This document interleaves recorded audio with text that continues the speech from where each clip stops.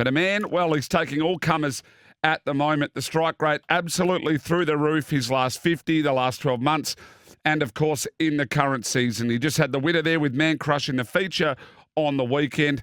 If you go back further, Desert Whisper, they just keep coming for him. Rissoles as well. His name is Luke Fernie, and he joins me. Hello, LK. How you going? I'm very well, mate. Hey, you must be pretty pleased with how the stable's going at the moment. You seem to be getting it done in some big races too. When you've had some horses sort of win some features, and you seem to be placing them really well. Yeah, everything seems to be sort of falling into line the way we need it to. We're getting good results in a lot of races. A few more Saturday winners would always be nice, but the team certainly seems to be ticking over the way that we need it to. The strike rate's good, the horses are happy, and they're racing accordingly. Hey, tell us about the Miss Andretti. I know I caught up with Terry Cripper and Riley Morgan, of all three people, when I was over there in Perth. And Terry and I were keen on Man Crush. And look, we sort of didn't think the race really mapped out exactly how we thought it was going to, but it was just far too good in the end. Yeah, I thought the race looked a real suitable race for him as well. I thought he probably would have led the race. I wanted to take bad luck out of the equation. And then there was a little bit too much pressure, and Chris summed the race up perfectly. And, like I said, I was pretty confident he'd be very hard to beat coming out of a Group 1 back into a stakes race. I always thought that it looked a pretty good recipe for him. What did you make of Rissoles in the last? She was super. Just barrier's the only thing that got her beat. So hopefully this week we'll send her back around this Saturday. There's a 1400 for her. Hopefully we get a bit more luck, and she'll be very hard to beat. Going back through a few of these in the stable that are going really well, but the one horse I wanted to talk about was Miss Flirtatious. Looks like it's got a power of ability, just whether or not can put it all together. Yeah, she's certainly been a really good horse at the stable. We only paid $6,000 for her, and she's cocked up nearly 200. Her last start was very disappointing, but she come back with an elevated heart rate. And I think that's probably the only bad run that she put in. We stepped her up to stakes class this time around, and she acquitted herself well, albeit being at 1400, which she doesn't run. But she'll step out not this coming Saturday, the following Saturday, and I'd imagine she'll do the same sort of thing that she has done all prep. She'll be tough, strong, and hopefully she can pinch a few more Saturdays. A couple of other ones I want to touch on. I haven't spoken to you for a while, but we haven't seen Ripcord, I don't think, since the Gold Rush. Yeah, he's going to have a good break. He deserves one. He went out and tried his hardest, and everything didn't go right throughout that campaign. So he's going to have a well-earned break. Just a nice refresher for him. He'll come back bigger and stronger, and we'll keep him at home next time around, but I'm sure there's plenty of races in store for him. What about Russian to the Bar? Go back to that run in the Van Heaps, the Group 2, and wasn't that far off them, really?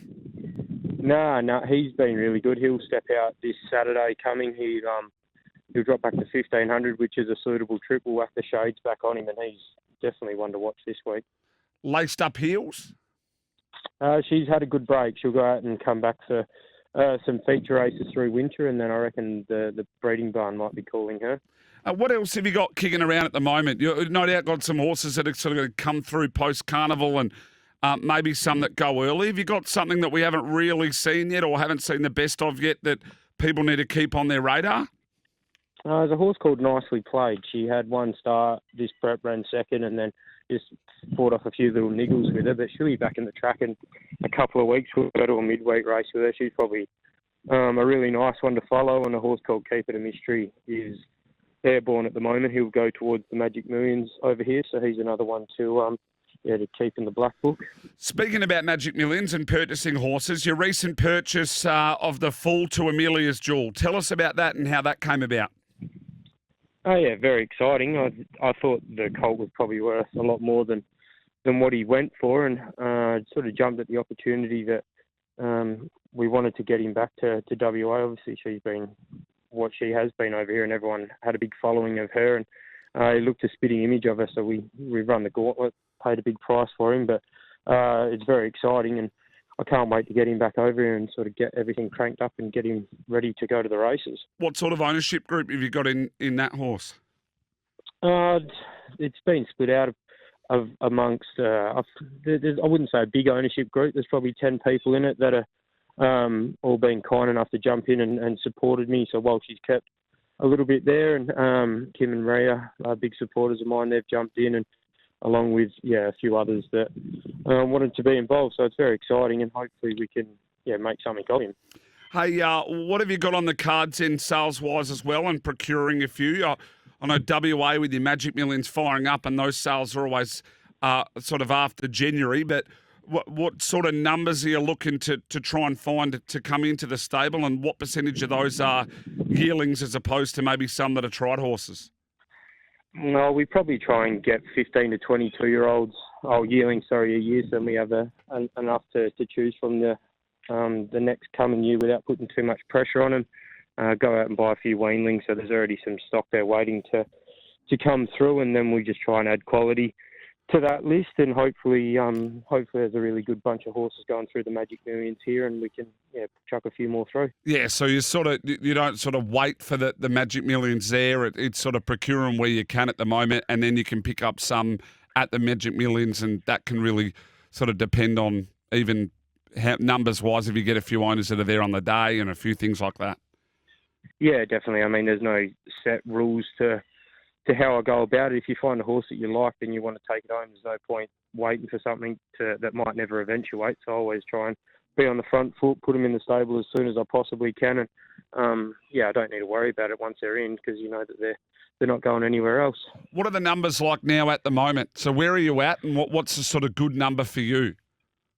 Oh, I reckon we'd have 110 on the books and sort of just float through that number. That's a pretty steady number to keep everything ticking along the way we need it to. We don't want to get too big without stretching ourselves. We'll need sort of to give each horse enough love and attention, and I think that's a good number to keep it at that. And a good effort with your staff, no doubt. They've probably been a big help to you. Staff are a massive key for me. I leave them just to do their own thing, mate, and they're all really good. So it's worked out well. I've got a lot of people that sort of run the show that make my life a hell of a lot easier. Hey, mate, appreciate your time today. Best of luck with the horses going forward, mate. And when I come over next time, hopefully you, Terry, and I can go for one off the wood somewhere. Yeah, I thought my invite must have got lost in the mail on the weekend. Well, I left it up to Terry, so you can blame him, not me. Yeah, cheers, buddy.